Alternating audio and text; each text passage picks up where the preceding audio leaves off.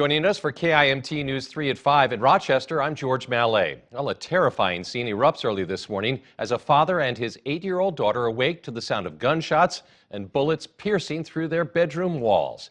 It happened about 4:30 this morning at 433 9th Avenue Southeast in Rochester. This is an ongoing investigation. We'll be sure to bring you the latest as new details become available. Well, a bomb threat led to classes at Lord High School in Rochester being canceled. Officers receiving a call around 10 last night saying someone was threatening to blow up the school. KIMT News 3's Jeremiah Wilcox is on the story. Jeremiah, what's the latest? George, officers were here early. KIMT News 3. Thank you, Jeremiah. We were first to tell you about another bomb threat yesterday at Think Mutual Bank. Now, police tell us they do not believe that these two incidents are in any way related. Well, after dealing with frozen pipes, cars that failed to start, the threat of frostbite, the brutal cold we battled this week is now, thankfully, behind us. And as we unravel the extra layers we don to trap in the heat, we are eyeing a much-needed warm-up on the horizon. For the very latest on our forecast, let's check in with KIMT Storm Team 3 meteorologist Sarah Knox. Sarah, what you tracking? Well, George, I'm tracking that. We'll talk about that later on. George? Thank you, Sarah. Well, it's a story that captured our attention really from the very start. A woman reported missing on a dangerously cold day, leaving first responders scrambling to find her. Then, one day later, she is found unharmed. Today, we're learning more about what went into the effort to locate her. For the latest, we turn to KIMT News 3's Raquel Hellman. Raquel. Yeah, George, this photo behind me was released by authorities as the emergency management announced she had been spotted unharmed in La Crosse, Wisconsin. Authorities say she was then located safe last night in Rockford, Illinois, and has since been reunited with her family. And if any further updates come forward, George, those will be released by the Goodview Police Department. This is a weird story on many fronts. Thank you, Raquel.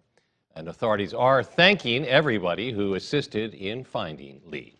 Well, a man is now in custody facing charges after being accused of carrying out a brutal assault with a hammer that left his wife with severe injuries. The Olmsted County Sheriff's Office saying deputies were called out to assist a woman in the 2100 block of Eagle Drive Northwest in Stewartville just before 6 yesterday morning.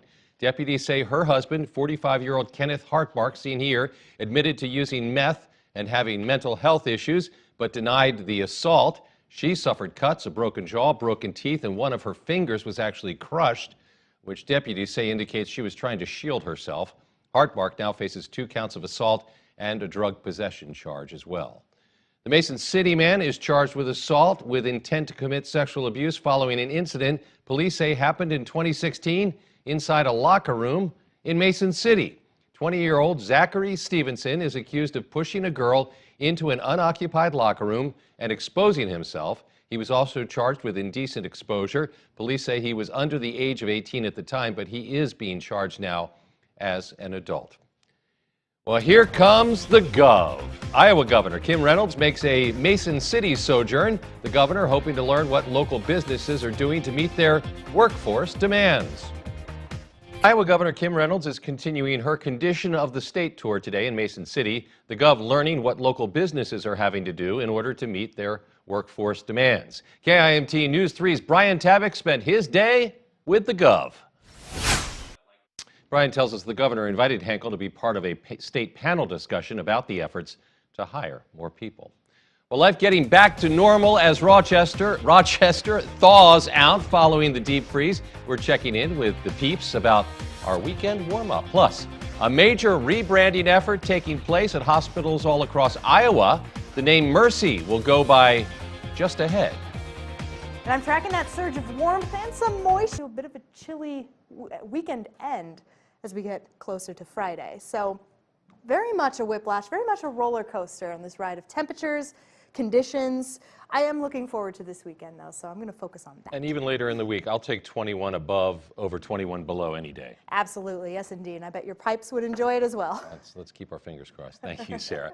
Well, speaking of thawing out, the area is thawing out once again after our deep freeze of earlier in the week. KIMT News 3's Annalise Johnson joins us now live in Rochester. Annalise, confirm for us that there are signs of life returning to our fair city. George, there's a big KIMT News 3. Still looks like Antarctica behind you, but we'll take it. Thank you, Annalise. Stay with KIMT as we continue to track the rising temperatures during this weekend warm-up. Well, some big changes took place at a North Iowa hospital this afternoon. KIMT News 3's Caleb Gillock is live in Mason City, and he's got the details. Caleb, what can you tell us? Live in Mason City, Caleb Gillock, KIMT News 3. Thank you, Caleb. And the hospital says that it could take up to 2 years for the whole rebranding process to actually be complete, as the hospital system will continue to use up its supply of marketing and mailing materials. Well, President Trump suggests he may declare a national emergency. That is, if he doesn't get funding from Congress for a border wall. An update from the White House next. Well, President Trump continues making his case for a border wall, saying it might be time for him to declare a national emergency in order to get it built. But unless he and Democrats in Congress can come to some sort of compromise, another partial government shutdown could be just around the corner. Natalie Brand brings us the latest from 1600 Pennsylvania Avenue. Of the wall is already being built using money left over from past appropriations. Congress and President Trump have until February 15th to reach a deal to avoid another partial government shutdown. Natalie Brand, CBS News, the White House. The 17-member Congressional Conference Committee started negotiations Wednesday. Democrats are pushing for a plan that secures $21 billion for enhanced border security, but again, no funding for a wall. And Republicans are now saying that that is a non-starter. Just ahead, we're breaking down this weekend warm-up, plus looking ahead to 6. A possible 2020 presidential hopeful makes stops in North Iowa today. His message for voters. To decrease by Tuesday and Wednesday. A lot of that does change to snowfall, and look at that again. By Friday, we're back to single-digit highs. George? Thank you, Sarah, and thank you for watching KIMT News 3 at 5. The CBS Evening News is up next. We're back here tonight at 6.